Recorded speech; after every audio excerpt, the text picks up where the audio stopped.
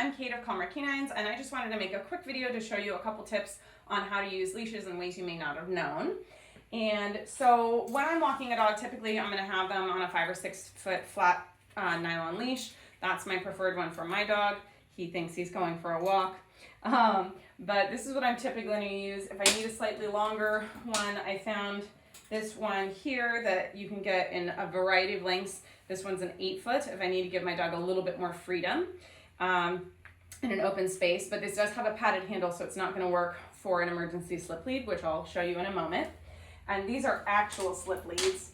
This one is not my favorite, but it is an inexpensive version. It's a nylon one. It doesn't slide as easily as I'd like, but these are great for, oh no, you know, we're giving more freedom to our adolescent dog, but maybe he's not ready for it and he's getting a little too rowdy with grandma. We can quickly leash them. It's also good for, oh no, the neighbor's dog got out again.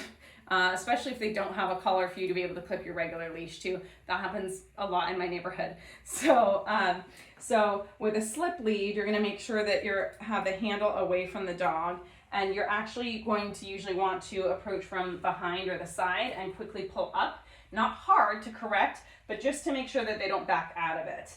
And some of them have a locking mechanism like this one to make sure they can't back out of it. But this one is pretty hard to take off because it's just really doesn't slide as well. This one's a little bit easier. This is a biothane one. And so this can be used as a regular leash. I can unclip it. So this can be used as a regular leash. It has a clip on it. But if you need to use it as a slip lead, again, for quickly leashing a dog, then you can do that. But this doesn't have a lock, so the dog could theoretically back out of it if you aren't careful.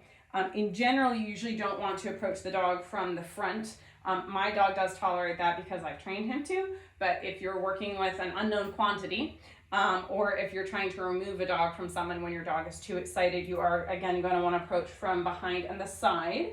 And so just get that in front of them and then pull up quickly with that handle to tighten it. And that way they aren't backing out.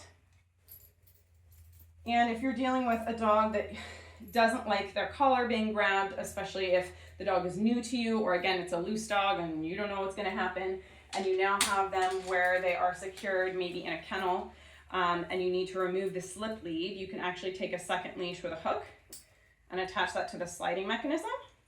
And then again, you would leash them as I showed you before, come from the side, kind of slip it in front and quickly tighten here. And it may, sometimes they have a little bit of trouble tightening with that second leash on, so do be aware of that, make sure you practice it.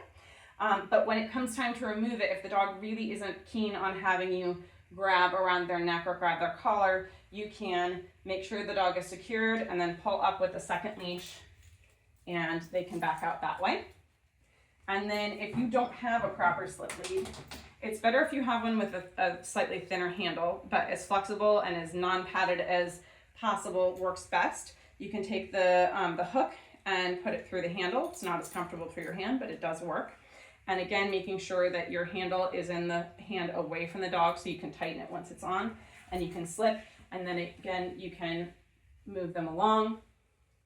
There we go. And then redirect them to a more desirable behavior. And then another thing that is really helpful to know is how to protect yourself. If you have a dog who gets easily frustrated and mouthy, or you're dealing with a dog that you don't know that well, and maybe they jump up and are getting mouthy, it's really important that you can protect yourself from any nips or bites. And so it is a lot easier with a fairly shorter leash. If you have a long one, you're gonna have too much slack. So usually you don't want more than 5 foot. And this can work on a collar or a harness. It's a little bit easier to control on the collar, but you do have to keep in mind that collars are easier to back out of, and it also depends on just what is your dog wearing.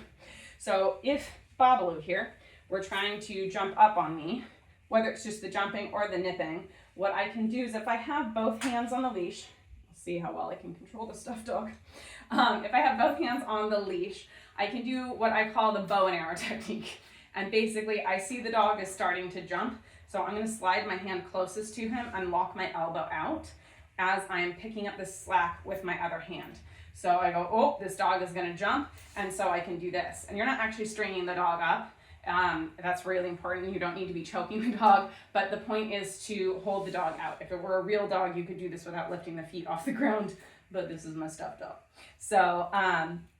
So again, if the dog goes to jump, you're going to pull with the handle hand to pick up as much slack as you can, and you're gonna lock that arm out like so to hold the dog away from you.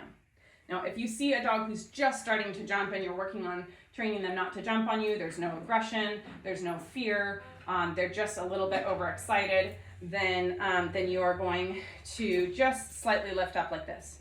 You shouldn't be lifting the dog up, it shouldn't be choking, it's just taking the slack out and making sure that it's straight up, and that tends to help the dog not jump and nip at the leash or jump up. So that's a quick way to stop jumping behavior or nipping behavior in the bud, is if you can just catch that first sign that maybe they're going to jump up. And I'll show you with a harness. It's not as helpful if it's on the back, but you could still hold the dog back, but they may be able to jump up and grab at the leash a little bit more. And here you can also, here's the front, there we go. And this is a balance harness, balance buckle neck harness by Blue 9, in case everyone's wondering, but this has a front clip.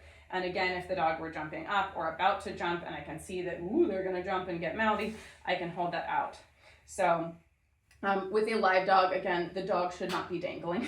You're just trying to hold the dog out from you. As soon as they stop jumping, you can relax this hand here and give enough slack for the dog to have all 4 paws on the floor. We're not choking the dog out. That's not going to teach the dog not to do it, but it is to keep you safe and to keep your dog from practicing the repetitive jumping and nipping. So I hope that helps. If you have maybe a more rowdy or less predictable dog, it's a really good skill to have. And yeah, I think that's all I wanted to show today. So thanks for watching.